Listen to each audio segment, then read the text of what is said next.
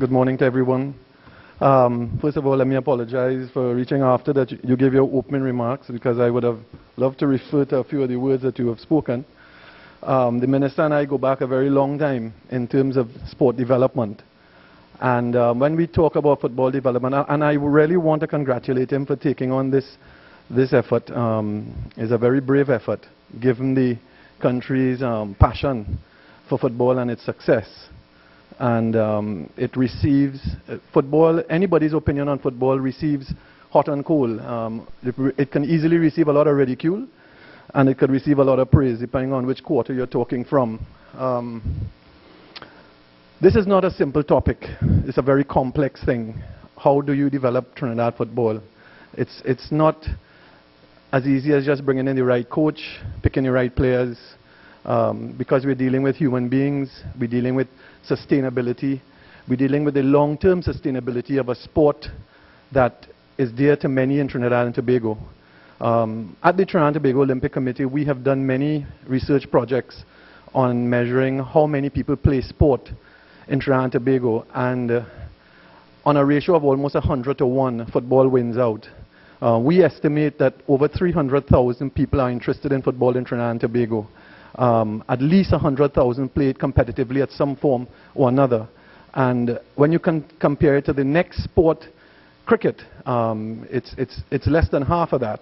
And then the next sport down from that is track and field, which is just over 1,000 people.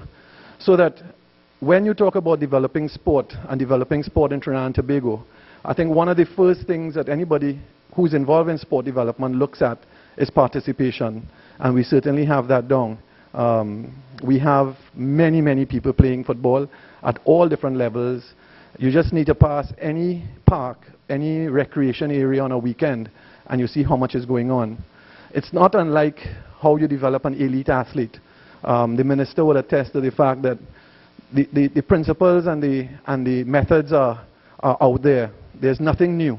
The real question is sequence, to know how to put it together. And that's the thing that we need to start looking at, even from the developmental stage, in the early stage. How do you put it together? Certainly the governance structure and the management structure, and I want to differentiate between the two, because it's easy to confuse governance and management when the one helps the other. Governance is primarily involved with policy making. Management is involved with executing. And we need to understand who is going to do what and what they're actually going to do. And I think that we need to look at creating a policy for how we view football and the development of football in Trinidad and Tobago. And when we look at that, we need to look at how do we treat with primary school, secondary school, national and international football, because it's not the same, and we need to have a very clear idea of how we are going to approach those policies before we even start executing to pick a team or to do talent identification and things like that. When you talk about a pathway to success in sport, you talk about primary school development, secondary school development, national. Well, before national, you talk about club, you talk about national, and you talk about international. Club development is the epitome. It is the central focus of developing any sport. And if it is that we don't have a strong club structure, you cannot have a strong national structure. Even coming to talent identification of young athletes, in the absence of a club structure, what is really the passion or the glue that's going to hold young athletes together in terms of playing a sport, in terms of participating in a sport? And we need to be very mindful of that, and also mindful of using the word talent identification when we come to young athletes that are in primary school. Because of the differences in growth, the differences in age, it is almost impossible, and any scientist would tell you that nobody is going to talent identify a child that has not gone through puberty. You have to be very careful of doing that, because you end up pigeonholing a young kid into something that he may not even be geared towards. And we need to, as I say, this is not a simple thing. We talk about making sure that we have the pathway developed between secondary and primary. The current structure of management in football does not allow for that. It allows for the independent development of football at these levels. So you have the individual development of football in the primary school, the individual development of football in the secondary school. Then you have the management of the national effort, taking place at another point. And they primarily don't really have an input in how the development of primary and secondary school is going on. And that's critical. If you don't have a policy that links and joins these pieces together, you will never be able to sustainably develop the football at the highest point. We keep looking at trying to collect the best players at the end of the day.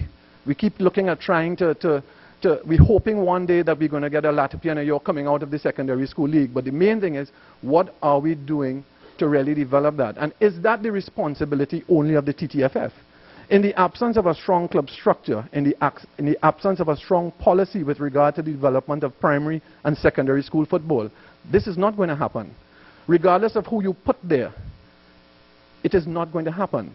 And we need to look at those structures before we even start to think about how do we get a national effort that is going to sustain itself at the World Cup level. Now, when we talk about getting to the World Cup, we say we have the primary school system set up, we have the secondary school system set up, they're integrated. We have a system of a club structure that integrates with those and then produces athletes into the national effort. The next most important thing for the success of football is going to be access to competition. You cannot play in the backyard all your life and expect to go onto the big stage and play successfully. No coach is going to be able to do that. No player is going to be able to do that. If anyone in here understands human behavior and how human beings learn how to do things, they learn by experience. They must experience. If no one in here knew how to ride a bicycle, and I gave everybody in here a book on how to ride a bicycle, you will not be able to ride a bicycle until you got on a bicycle. If you want to play against the best in the world, you have to practice against the best in the world. That requires funding. We have to be practical about what funding is accessible and where we can go, and then we must be practical about our expectations, given the funding that is out there for that. It is not going to happen because we have talented players. We have talented players and talented athletes in everything. The problem that we have is access to international competition. Not access to facilities, not access to sports science, not access to medical personnel. We have to have access to the game, and to the game at the highest level. And that requires planning. It requires a certain amount of understanding by the corporate sector, by the stakeholders, by the people who want to see. One thing I can tell you is that everybody in Trinidad and Tobago has an opinion on football. We have many laymen out there who have practical answers to the problems. I've gone through most of what I saw in the folder there, and they have very good suggestions. Football academies are something that everybody wants to see and everybody wants to hear. But is it practical in the current scenario? Do we have the culture for the discipline of organizing ourselves into an academy to deliver people every single day, every single week, every single month, every single year? Based on our study at the Olympic Committee, we don't. We manage sport like we manage mango season, pomerac season, breadfruit season. We manage it, and this is not about the TTFF, this is about how we, as people who are interested in sport, think about sport. Sport only comes up when it's important to us. The Olympic Games are next year. Trinidad and Tobago Olympic Committee goes out to the corporate sector, but the corporate sector will wait until 2 months before the Olympic Games to try to give the support to athletes. And then the first thing that they say is the athletes are not performing. Why is the government not funding? Why is it? But hear what? The public are the ones that are the biggest criticizers, the people who sit down on the opposite side and say, oh, that is wrong. We as a country, we as a community, we as citizens of Trinidad and Tobago must take on the responsibility of understanding what sport does for the society as a whole. Everybody in here would agree that the only time this nation has ever risen up as a group with one voice is always in sport. But yet, nobody here is going to pay $20 to see a Pro League game. As a matter of fact, most of the people that I know in football want me to give them a card to come into all the games free. And then we quarrel about why it is we don't play the players better.